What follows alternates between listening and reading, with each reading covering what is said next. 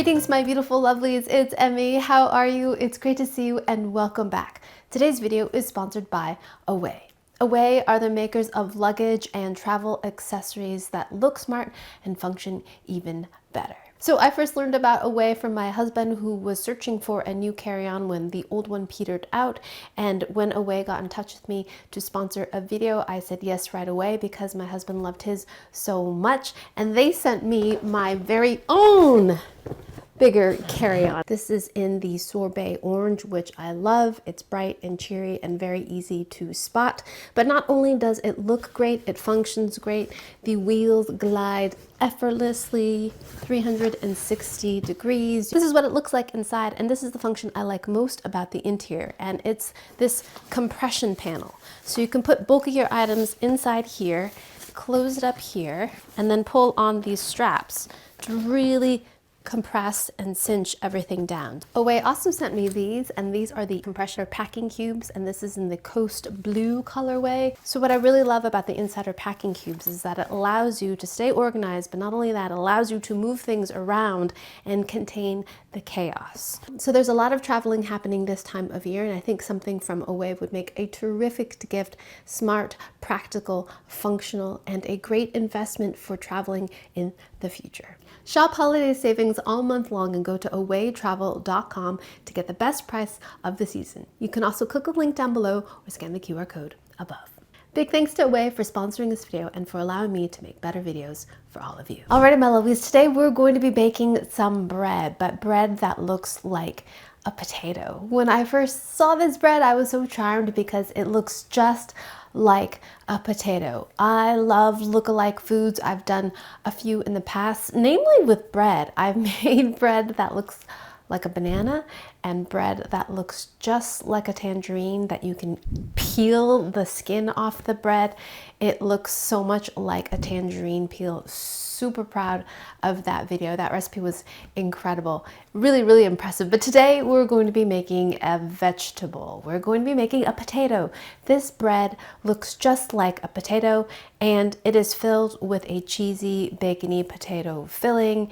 Irresistible. It sounds perfect for the holidays. I think this would be super cute to bring to a party, to share at a party, and just hand someone a warm roll and have them react thinking, is this a potato? Or perhaps they would just, it looks like a raw russet potato, so maybe they wouldn't be inclined to want to eat it. But then if you were to tell them that it was bread, I'd be curious to see what their reaction would be. At any rate, today's recipe is inspired by Mrs. She and Mr. He. They have fantastic recipes, and I'll put a link down below to the inspiration. So let us go ahead and get started making potato bread, like literal potato bread. I was about to do air quotes, but this isn't air quotes. This is actual potato bread. Alrighty, so I'm going to be mixing everything in my stand mixer because I have one, but if you don't, you can still make this bread. You'll just have to do it by hand, which might take a little bit longer. I'm going to begin with my paddle attachment just to mix everything together, and then I'm going to switch to my dough hook to knead everything. To begin with, we're going to add our dry ingredients. I've got some bread flour here, just 200 grams. Not much. I think this is going to be a relatively small recipe. And to that, we will add our sugar, a little bit sweetened. And of course, our yeast. This is instant yeast. This will leaven the bread. And some kosher salt. This is about 3/4 of a teaspoon. And we're going to give that just a mix, just to incorporate everything.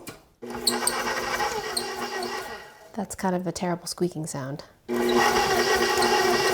Okay, now we're going to add our wet ingredients. I've got 95 grams of milk here, and this is slightly warm, but not too hot, otherwise we'll kill our yeast. And then I've got 25 grams of beaten egg. Isn't that a strange amount? I was thinking it would be an entire egg, but my egg weighed 45 grams. So you beat up your egg first, and then you have to weigh it out. I would say this is about 3/4 of an egg, or half an egg. An egg yolk? It didn't say egg yolk, it said to beat the egg, so that's what I've got here.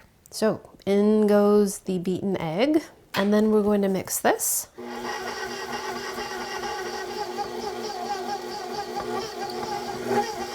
Okay, So after about a minute or so, it has formed a dough. Now I'm going to swap out the paddle for the dough hook.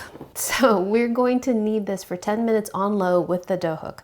After 10 minutes, we're going to add 2 tablespoons of room temperature butter, and then we're going to knead it on high for a full 15 minutes. Lots of kneading. Then we're going to cover the dough ball and place it in a warm spot and let it proof for around 2 hours or until the dough ball is doubled, and then we will shape them. So while our dough rests, we're going to go ahead and make our filling for the potato breads.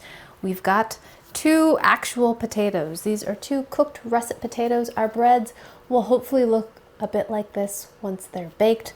So funny, they're nice and toasty, and now we're going to mash them. We need 200 grams of cooked potato. You can boil them, you can steam them. Boiling them might make them a little bit too wet. I microwaved mine. We just want them cooked so we can mash them. So we need 200 grams of cooked potato, and I've got 2 kind of medium small potatoes here. So let's see if that's enough. Yeah, each, okay, perfect. So 2 smallish potatoes. In a measuring cup, that works out to be probably about a cup and a half. So 2 kind of smaller potatoes, ones that can fit in the palm of your hand. So since we're mashing them, I'm removing the skins, but if you like the skins, you can keep them on.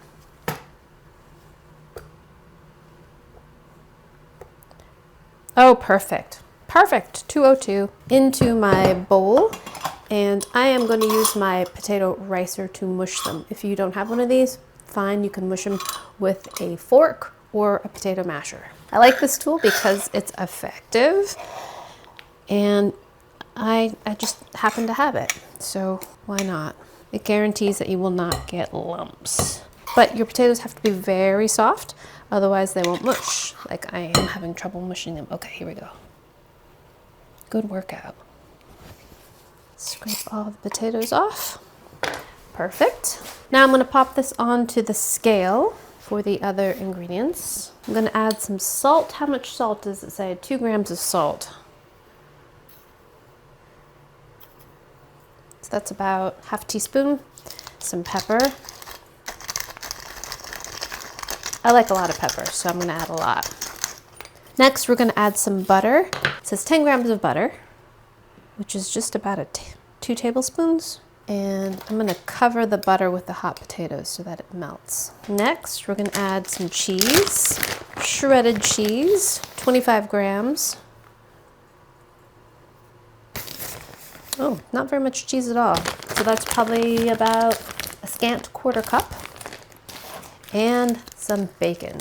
So the recipe calls for bacon bits. I happen to have some leftover bacon, and I'm just going to chop that up into little bits. If you don't have bacon bits or you don't want to add any meat to this, you surely could substitute green onions or chives. So I'm going to add, that was just about 5, so a few tablespoons of bacon bits. So this is about 2 pieces of bacon. Basically, we are making the toppings for a baked potato for the inside of this bread. Nice. So that's almost exactly 2 pieces fried bacon.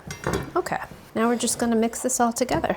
Because the potatoes are warm, this will melt the butter and kind of warm up the cheese a bit. So stir to incorporate. Make sure all of that butter is melted. I could have cut that into smaller pieces and that would have incorporated a little bit faster. So since this is going to be inside the bread, we want to make sure that it's well seasoned, i.e. well salted. And it is.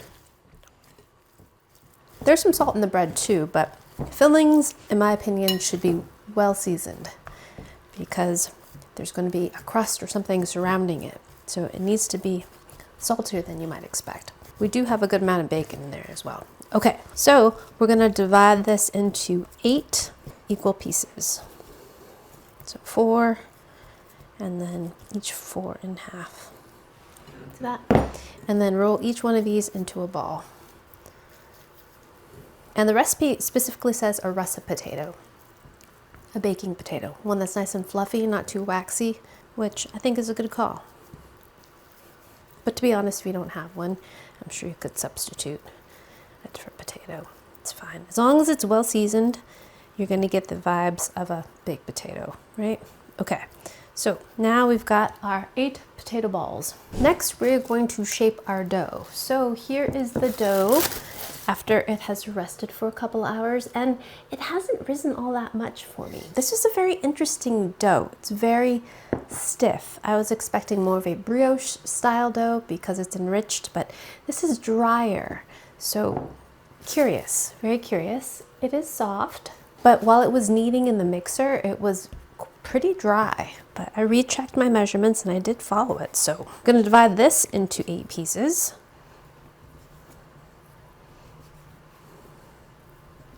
So I've got my baking pan lined with a little bit of parchment. That's where we're going to put them when we're finished. I'm gonna press this out, roll them a bit, so we can wrap our ball of filling. So dough is pretty supple. It's had plenty of time to rest, so it's pretty easy to manipulate. Doesn't want to stretch too much, which is great. Just want to make sure that it's big enough to accommodate our filling. So place our filling inside, and now we are going to tuck the edges around.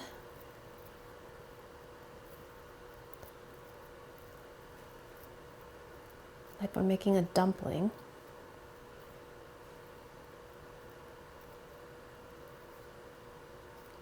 The pleating isn't important. We just want to encase the ball of potato, right? So that's going to go in the bottom. That's going to be the top. And then roll it and shape it so that it looks like a potato. It's a pretty small potato. Look how cute.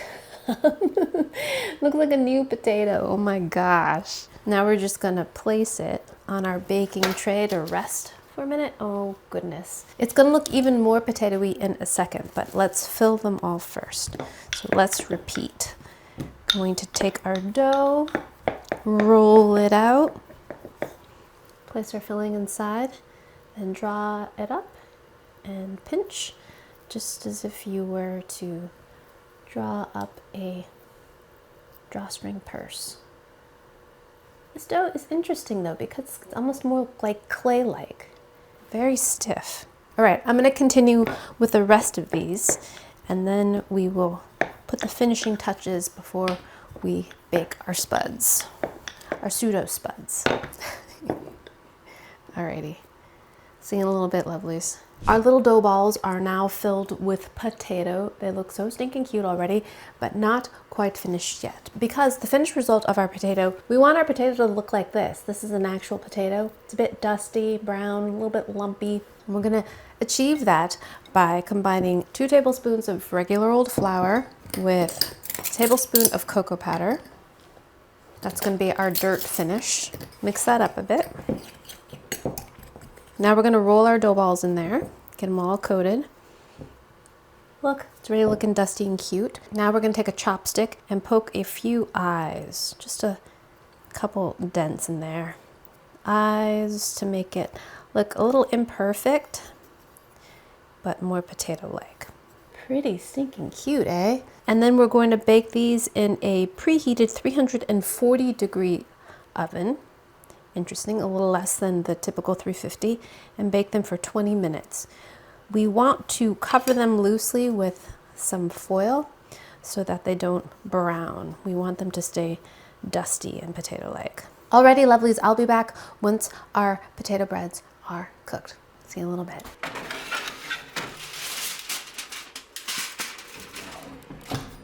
Alrighty, lovelies, I just took out my potato breads and they are so stinking cute. They look even more potato-like. They've puffed up just a little bit, but more importantly, the finish is very potato-like. They just have a potato-y texture on them. I mean, in my opinion, they're almost more potato than a real potato. Like here's a real potato, but look, that looks like a potato, more like a potato to me. They're so stinking cute. Look at that. So I found a chopstick made a hole that was a little bit too perfect. So I took the back of my pastry brush and I use that to make the divots a little bit more organic and misshapen and more eye-like. And then I also took this brush to dust off any excess flour and cocoa powder. Also, when I mixed up the proportion of 2 tablespoons of flour to 1 tablespoon of cocoa powder, I found that the potatoes looked a little bit too dark. So I added more flour to the mixture and I got this finish, which I think looks more realistic than this one. So that will probably depend on the type of cocoa powder you have. So some Dutch processed cocoa powder, for example, tends to be a little bit darker in color, so it'll give you this kind of a finish rather than this kind of a finish. But I am so happy with how these turned out. Look at that, so cute. Another thing I forgot to mention is that in the recipe, it calls for placing a tray of water beneath the pan to steam the buns a bit as they're baking. So I did do that, but after 20 minutes, these looked underdone. And when it comes to baking, how do you know when your bread is finished? You take its temperature. So I took its temperature, and baked bread usually finishes around 190 degrees Fahrenheit, and mine were about 120 degrees after the first 20 minutes. So I ended up giving this an additional 15 minutes to the original 20-minute cooking time until I reached the internal temperature of 190 degrees. So now that these baked up beautifully, let's go ahead and tear them open. Alrighty, I love how these baked up, how they have a little bit of a ripply kind of skin-like texture to them. They look so great. Alrighty, let's go ahead and rip one open and see what it looks like inside. Oh, look at that. That's our potato filling with bacon, cheese, and butter, all surrounded by bread. So cute. Alrighty, let's give them a taste. Ooh, big piece of bacon there. Alrighty, my first taste of potato bread stuffed with potato. Itadakimasu.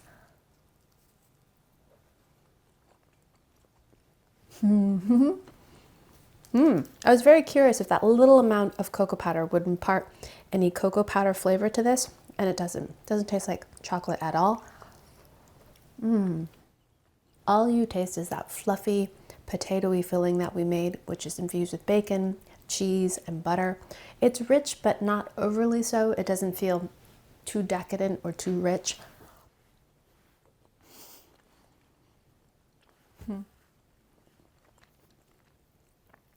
It actually reminds me a lot of a potato skin without the potato skin. It's great. When you eat it, it's a little bit confusing because you have this thin, kind of fluffy, bready layer on the outside, and then the middle is filled with very well seasoned mashed potato. So you're not really sure what you're eating. Bread,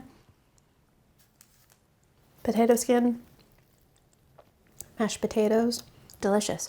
I feel like I've made a faux potato with potato. But something about making faux foods is just so wildly entertaining and so stinking cute. And the fact that it's delicious too, added bonus. Alright, my lovelies, thanks so much for watching, and big thanks to Away for sponsoring this video. Take advantage of their best prices of the year by clicking the link down below or scanning the QR code above.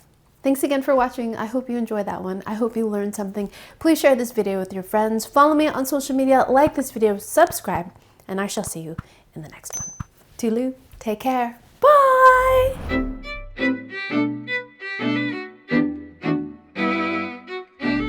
So stinking cute! Potato bread that looks like a stinking potato. Ugh, love it!